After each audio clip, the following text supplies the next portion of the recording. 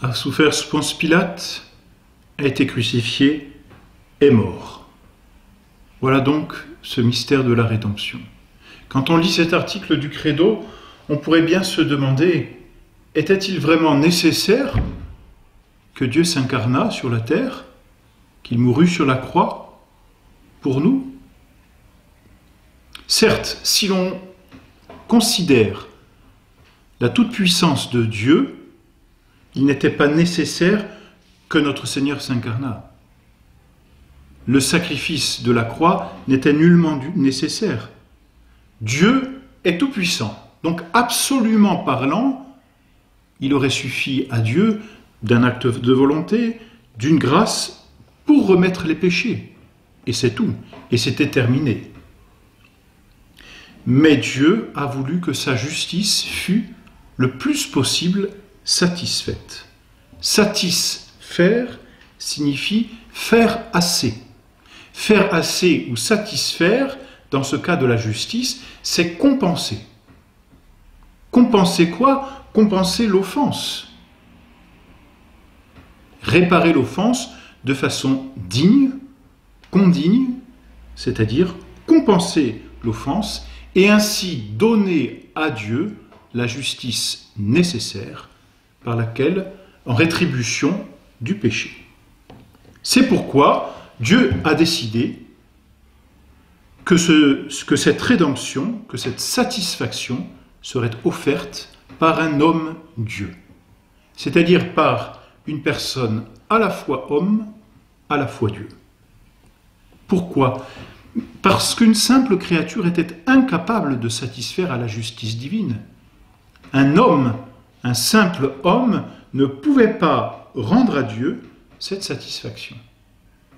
Pourquoi? Mais parce que, tout simplement, le péché avait corrompu la nature humaine. Et cette corruption était telle que, dans cet état de corruption, l'homme ne pouvait plus donner quelque chose de digne à Dieu. Il était lui-même corrompu et ses actions devenaient par le fait même corrompues elles-mêmes. Donc il ne pouvait pas réparer le dommage. Celui qui a perdu la santé n'a plus la santé pour la recouvrer, justement. Il lui faut l'aide d'un adjuvant extérieur. L'homme était blessé par le péché, il ne pouvait pas, dans sa nature blessée, rendre à Dieu la justice équivalente. Et puis, d'autre part, le péché se mesure à la personne qui est offensée. Le péché est une offense à Dieu, et Dieu est infini. Donc le péché comporte quelque chose d'infini. Voyez-vous, quand on offense une personne haute placée en dignité, un prince par exemple, ça n'est pas la même chose que lorsque on offense une personne qui n'est pas placée ou qui n'a pas d'honneur. L'offense existe toujours, mais elle diffère, on peut dire, en degrés, en raison de l'honneur de telle ou telle personne. Or, Dieu est la toute-puissance et la souveraine majesté. C'est pourquoi l'offense qui atteint Dieu comporte une certaine infinité en raison de l'infinité divine. Si l'offense comporte une certaine indignité, eh bien il est nécessaire que la justice qui va réparer l'offense, pour qu'elle soit équivalente, équiparée à l'offense, comporte elle aussi une certaine infinité. Or l'homme ne peut pas offrir quelque chose d'infini. C'est un être fini. Voilà pourquoi Dieu a décidé que ce serait un homme Dieu qui offrirait cette satisfaction à Dieu. Et on comprend aussi comment le mystère de l'incarnation est ordonné finalement au mystère de la rédemption. Si notre Seigneur s'incarne, s'il assume la nature humaine en même temps qu'il garde sa nature divine, c'est pour pouvoir, sur la croix, offrir un sacrifice qui soit un acte de l'homme et un acte de Dieu. Un acte par lequel il répare au nom de tous les hommes parce qu'il est homme, un acte qui répare suffisamment avec une certaine infinité parce qu'il est Dieu.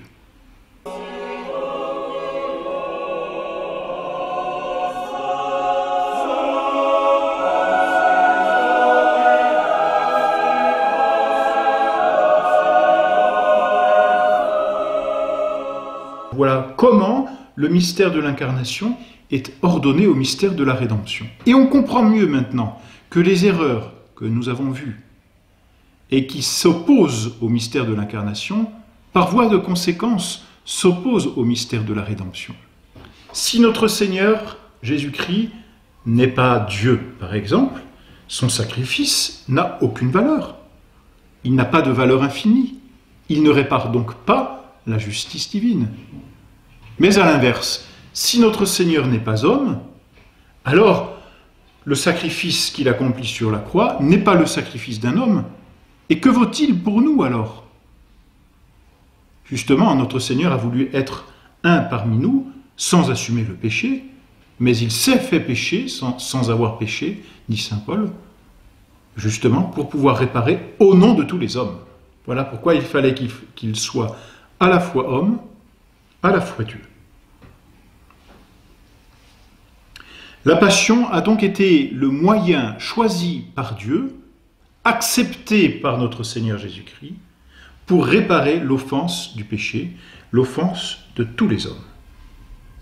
Par conséquent, cette satisfaction, c'est-à-dire ce sacrifice, satisfacere une fois encore, par lequel on fait assez, c'est-à-dire par lequel on compense suffisamment l'offense, une justice donc qui équivaut à l'offense faite à Dieu. Par conséquent donc, cette satisfaction fut d'abord volontaire, c'est-à-dire de la part de notre Seigneur Jésus-Christ, elle est libre. C'est de moi-même que je donne ma vie. Et du reste, juste avant de mourir, notre Seigneur dit « Père, entre vos mains, je remets mon esprit. Ma vie, on ne me l'ôte pas, c'est moi qui la donne. »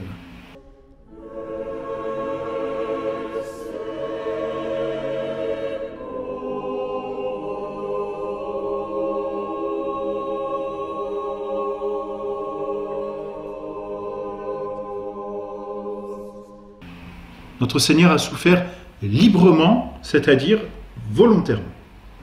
C'est la première qualité de cette satisfaction.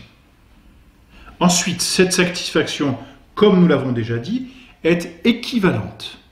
C'est-à-dire que la réparation est égale à l'offense.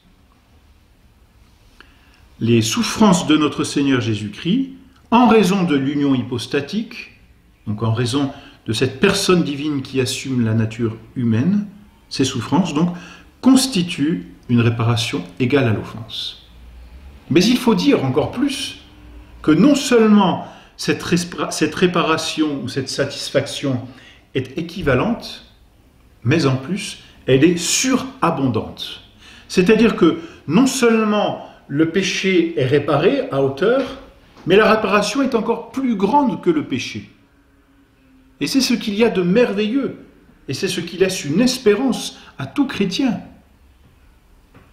La passion de notre Seigneur Jésus-Christ est surabondante. Il y a dans sa mort sur la croix un excès de réparation, c'est-à-dire un excès d'amour. Et c'est là vraiment que Dieu a voulu nous montrer combien il nous aimait, nous, ces pauvres créatures.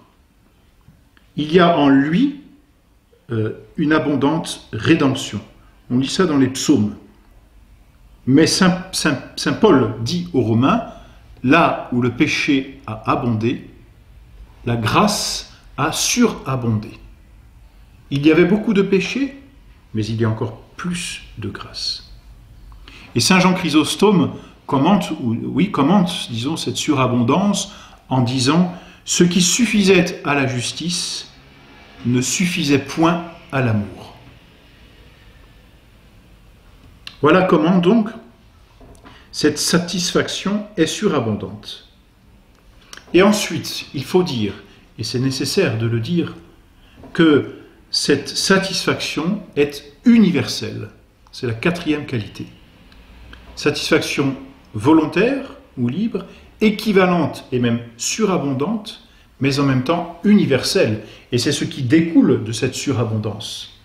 Notre Seigneur est mort pour tous les hommes, et il n'excepte aucun homme. Il est mort pour tous. Vous avez été mis à mort, c'est saint Jean qui dit dans l'Apocalypse, et vous nous avez rachetés pour Dieu par votre sang de toute tribu, de toute langue, de tout peuple et de toute nation. Le salut est universel. Dieu veut le salut de tous les hommes. Et en mourant sur la croix et en offrant une satisfaction surabondante, notre Seigneur, Dieu, nous prouve à l'excès, on peut bien le dire, non seulement qu'il nous aime, mais qu'il nous a tous rachetés et qu'il veut le salut de tous les hommes. Donc, cette satisfaction est universelle en ce qu'elle est ordonnée au salut de tous les hommes et de toutes les âmes. Elle est universelle aussi, si l'on regarde du côté du péché, en ce que tous les péchés ont été satisfaits par cette passion. Personne ne peut dire « mon péché est trop grand pour qu'il soit pardonné ». Ça n'est pas possible. Et c'est pourtant là le péché de Judas. Judas qui se rend compte qu'il a trahi son maître, qu'il l'a livré pour de l'argent, et qui est pris par le remords, dit l'Écriture. Donc Judas se rend bien compte de son péché, il en pèse la gravité. Mais au lieu de garder l'espérance et de se tourner vers notre Seigneur pour obtenir son pardon, comme il a vu pourtant notre Seigneur Jésus-Christ souvent dans sa vie remettre les péchés, pardonner à ceux qui demandaient. Plutôt que d'aller pardonner, il dit « mon péché est trop grand ». Pourtant, voyez, Saint Pierre, comme Judas, on peut bien dire, renie son maître. Non, je ne connais pas cet homme. Péché grave, une offense faite directement à Dieu et à notre Seigneur Jésus-Christ. Saint Pierre donc renie son maître par 3 fois avec injure et déprécation, dit l'Écriture. Péché grave, surtout de quelqu'un qui était si proche de Dieu et qui avait tant et tant de fois promis à notre Seigneur, quand bien même tous seraient partis, quand bien même tous s'enfuiraient, moi je serai encore là pour vous aider, Seigneur. Et bien, Saint Pierre renie son maître, et que fait-il? Il croise le regard de notre Seigneur Jésus-Christ, et que lit-il dans ce regard? La miséricorde de notre Seigneur. Bien sûr, Saint Pierre pleurera son péché toute sa vie. Bien sûr, Saint Pierre fera réparation, lui aussi, pour son péché. Mais là où le péché a abondé, la grâce a surabondé. Et Saint Pierre a été pardonné de son péché parce que la passion de notre Seigneur a satisfait pour tous les péchés, elle est universelle. Il est lui-même propitiation pour nos péchés et pour ceux du monde entier, dit Saint Jean dans sa première épître. Par la satisfaction, par la réparation, par le sacrifice de notre Seigneur Jésus-Christ, nous pouvons tous être sauvés sans exception.